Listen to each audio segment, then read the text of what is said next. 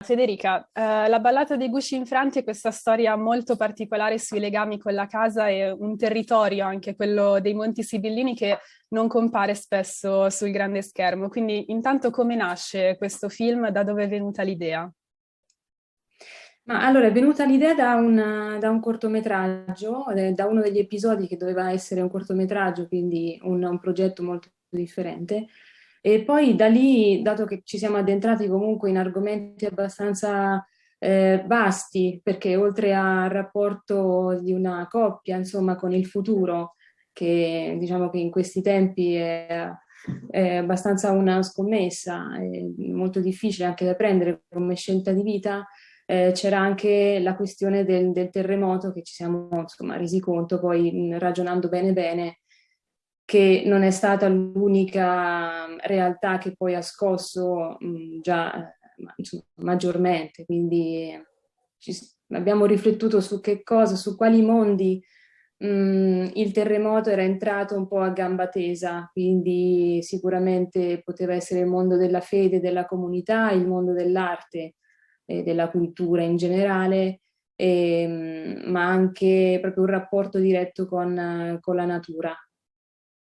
Una riflessione su questo, quindi abbiamo inserito 4 episodi molto differenti l'uno dall'altra, con un territorio anche lì molto vasto, poco identificato perché è molto, diciamo, credo universale con quello che si può vedere.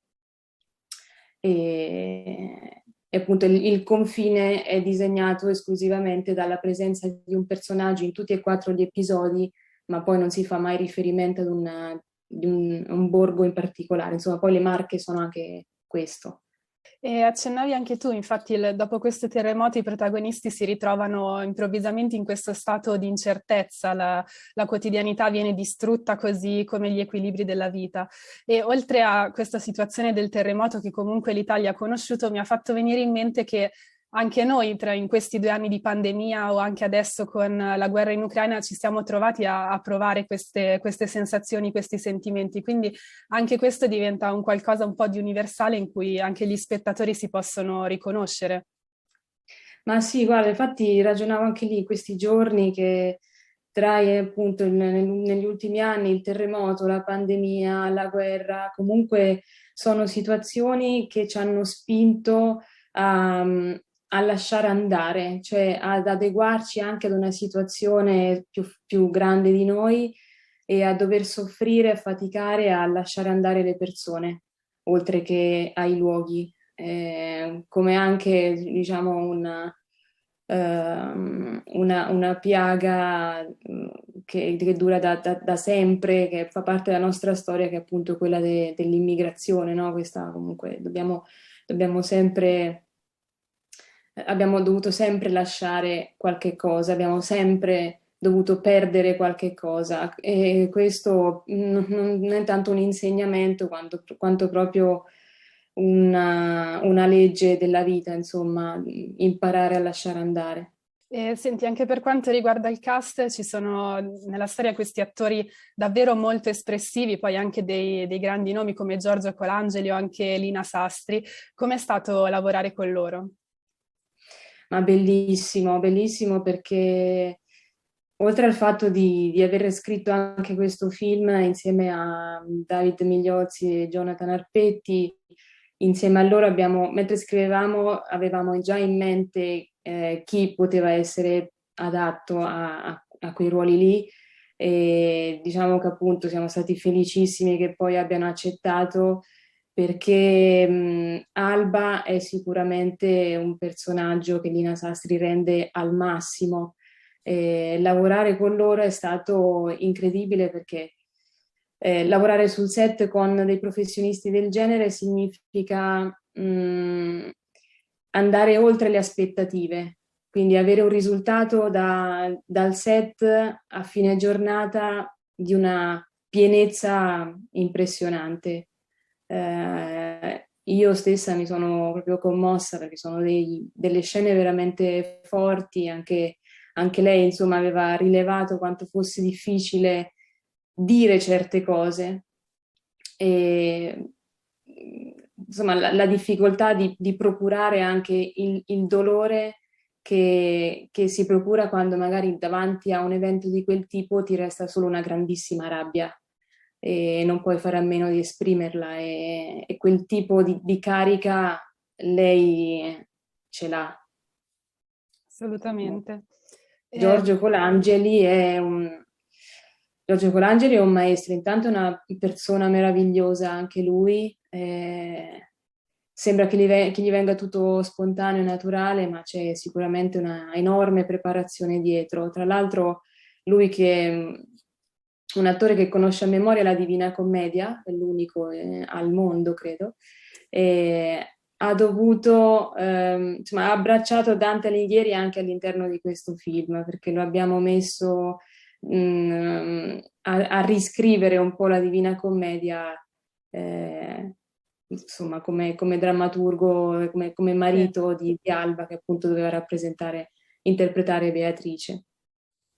Vorrei chiederti anche qualcosa sul tuo stile. In questo film ci sono moltissimi movimenti di macchina, anche piani sequenza davvero bellissimi. C'è qualche regista a cui ti ispiri?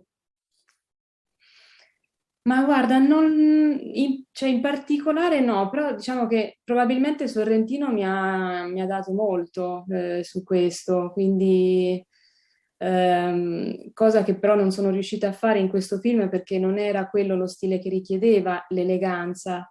Diciamo che l'ho ricercata dove potevo, però questi movimenti di macchina sicuramente sono stati spinti appunto dal concetto del terremoto, da qualcosa che è in un movimento imprevisto e senza un limite di tempo conosciuto, quindi anche sicuramente dai personaggi, avevo voglia di girargli intorno, di girare intorno a tutti per vedere anche il dolore dalle spalle, quello che è molto, diciamo, che indica molto il pudore di certe emozioni, di certi sentimenti, e meglio delle spalle, insomma, non c'è niente per identificare un pudore, quindi insomma, sì, diciamo che sono state dettate da determinate cose, i movimenti di macchina.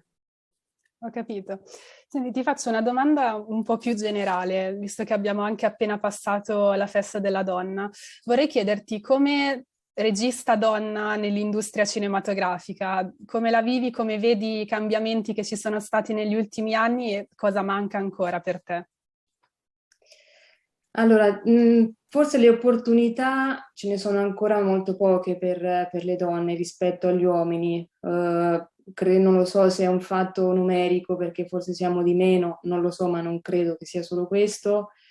Ehm, Ho incontrato Simone Riccioni che non ha nessun problema a far lavorare una donna, anzi ne avevamo diverse sul set, quindi sono molto contenta.